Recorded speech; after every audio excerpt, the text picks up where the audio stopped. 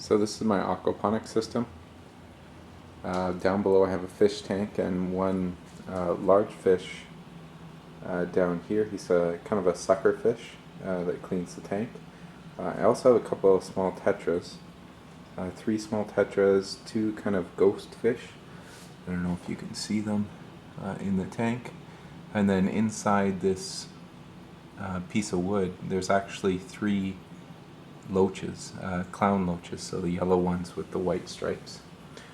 Up above is where my plants are growing, and right now I'm just growing mint, so that's the only thing I'm growing. I found that I did grow some lettuce and I was actually growing a tomato plant, but because I only have one light source on top, when the tomato plant started growing too high, the ones down below weren't getting enough light, so I found that I would only grow one type of plant at a time. So right now I'm doing mint, and you can see it's growing. I've already cut a lot of them because they've grown too big. So it's kind of nice, and it's taken over the whole system. This actually started from one plant. The starting plant is over here, down there. Then it kind of expanded, and since then I've actually taken some snipping or clips, and I've actually replanted them as well. So there's one back here that I've replanted, and it's doing really well as well. Now the way this system works is it is an ebb and flow system. So from my tank I have a pump down here, so it sucks up the water. That water goes down into a canister. So that comes down at the base. There is a canister which then pumps the water back up into my system where I'm growing my mint. And in here it's just a bucket with some rocks in it. So these are just the pebbles. And what happens is it fills up with water. Once the water reaches a certain height, it starts flowing down this tube, in the tube back into the tank. And so it does fill up. You can see the water's rising right now, and it will reach a certain point. If I open this up in here, it's actually a bell siphon that I'm using. So what happens, I'll just pull this off. What happens is it reaches a certain height, and then the water starts flowing down the tube. Once it starts flowing down the tube, it creates a siphon, and once it creates that siphon, it won't let up on that siphon until it reaches the bottom. So that's on here, there's some holes at the bottom, and that will release some air into the siphon, and once the air is released into the siphon stops. So right now you can see the water is actually up at the top of the rocks. And I'll just put the bell back on. And once that's backed on, it should actually start the siphon as well. So you can see here the water's starting to flow. In fact, now let me just see if it kickstarts it. I have to give it.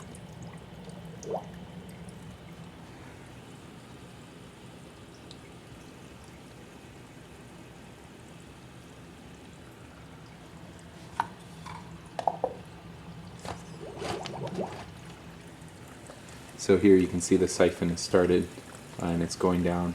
Now we'll do this automatically, and if I go in the back here, you can see it's just pushing into the back into the tank down below. And the other thing that this is beneficial to the tank, it does push out the bubbles as well, so it kind of aerates the water. I do have kind of a little bubbler over on the side as well. And so the water's draining. Well, I'll record one whole cycle here. Now, a couple of things that I noticed with the bell siphon, at least, is I did start to put little holes at the top. So here I put a little air hole, because I found sometimes it wasn't releasing the siphon. And the other thing down here is I found it was really good to put this elbow in, because that kind of kick starts the siphon as well. So if it's just a straight tube going down, sometimes I found that the siphon didn't start up. So it did stop, so you can see here there's no water going through, and so that means that the water is actually filling up in the bucket. I don't know if you can see that line of water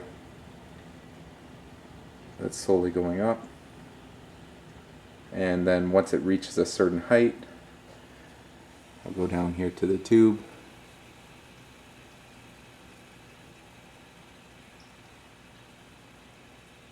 You can see a little bit of water starting to go at this point.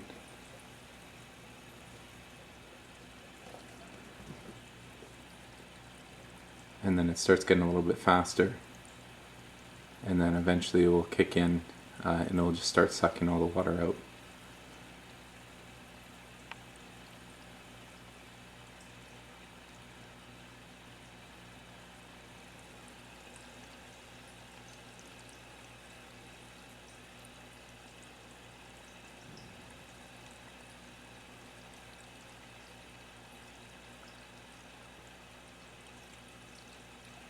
So here it goes. And now it's going to take all the water. And so now if I looked at the water level, you'll start to see the water level drop slowly. And then at some point it will stop. Once it reaches a certain level, the air is going to get into that bell. Once that air gets into the bell, it will stop the siphon.